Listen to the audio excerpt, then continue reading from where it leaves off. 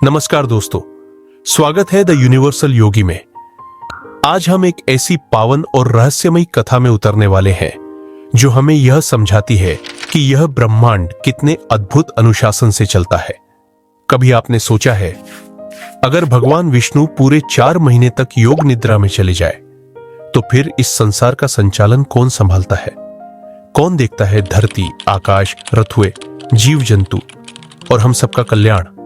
हाँ, 4 महीने तक जब स्वयं सृष्टि के पालक विश्राम करते हैं तो दुनिया कैसे चलती है? और क्यों इस अवधि को चातुर्मास कहा जाता है? क्यों कहा गया है कि वर्ष के इन महीनों में हमारी साधना, हमारी श्रद्धा और हमारी ऊर्जा का प्रभाव कई गुना बढ़ जाता है?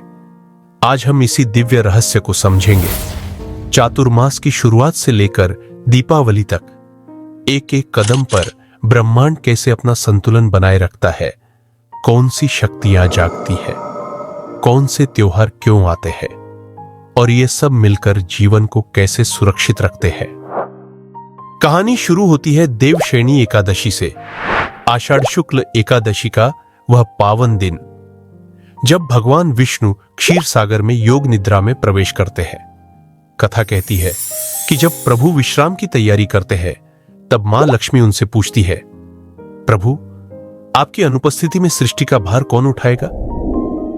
भगवान विष्णु मुस्कुराते हैं और बड़े शांत भाव से कहते हैं, मेरी प्रिय, इन 4 महीनों में मैं भले ही विश्राम करूं, लेकिन देवता, ऋषि और मेरे भक्त मिलकर संसार में संतुलन बनाए रखेंगे।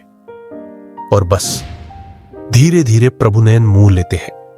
यही क्षण चातुर्मास का आरंभ है। जैसे ही विष्णु भगवान योग निद्रा में जाते हैं, दुनिया प्रवेश करती है श्रावण में। श्रावण का पूरा महीना महादेव शिव को समर्पित है। ऐसा माना जाता है कि इन दिनों ब्रह्मांड की रक्षा का भार शिव स्वयं संभालते हैं। इसलिए इस महीने में सोमवार का व्रत, अभिषेक, जलधारा सब कुछ महादेव की ऊर्जा को जगाने का माध्यम बन जाता है। श्रावण में ही नाग पंचमी आती है, जहां शेषनाग की पूजा की जाती है।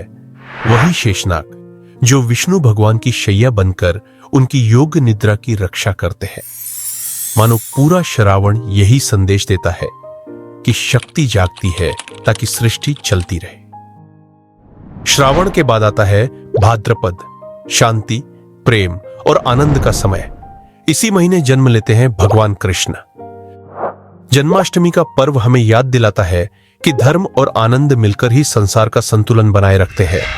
और इसके तुरंत बाद आती है गणेश चतुर्थी, जब विघ्नहर्ता गणेश पृथ्वी पर अवतरित होकर सभी बाधाओं को दूर करते हैं।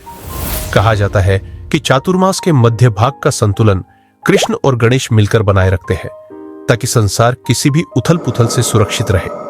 इसके बाद आता है अश्विन, ऊर्जा और परिवर्तन का महीना। पहले पितृपक्ष, जहां हम अपने पूर्वजों को याद करते हैं, तर्पण करते हैं। कहते हैं कि पूर्वजों का आशीर्वाद वातावरण में सकारात्मक ऊर्जा बनाए रखता है।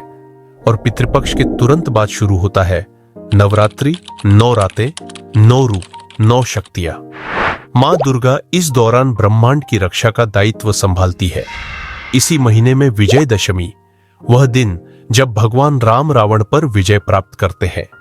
यानी इस अवधि का पूरा सार यही है कि बुराई स्वयं नष्ट होती है और धर्म का प्रकाश फैलता है। और आखिर में आता है कार्तिक, दीपों का महीना।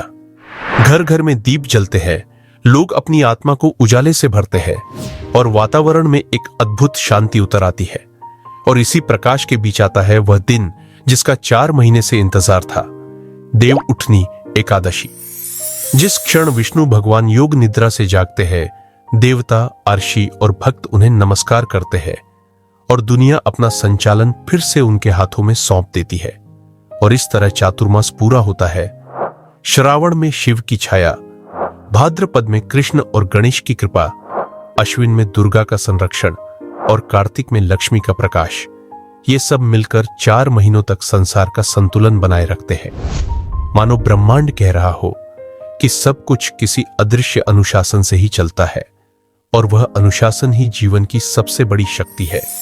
अगर इस कथा ने आपके मन में भक्ति या शांति की एक नई लहर जगाई हो तो इस वीडियो को लाइक जरूर करें, कमेंट में लिखें जय श्री हरि। और ऐसी ही दिव्य, रहस्यमयी और ऊर्जा से भरी कहानियां सुनने के लिए हमारे चैनल द यूनिवर्सल योगी को सब्सक्राइब करें।